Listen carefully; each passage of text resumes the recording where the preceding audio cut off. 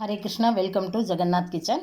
ముందుగా మిక్సీ పట్టి పెట్టుకున్నాండి. బీట్రూట్ను శుభ్రంగా కడిగి దీన్ని ఇలా జ్యూస్ తీసుకున్నాను. ఇప్పుడు ఇది చూడండి, ఇది కదండి.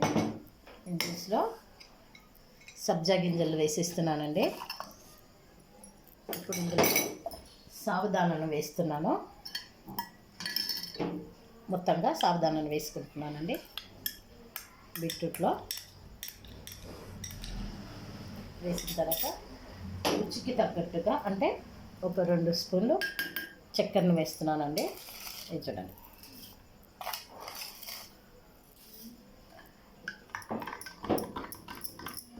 ఈ జ్యూస్ చూడండి, ఇందులో చూడండి, ఈ సాబుదానా, బీట్రూటు, చక్కెర చాలా బాగుంటుందండి టేస్ట్.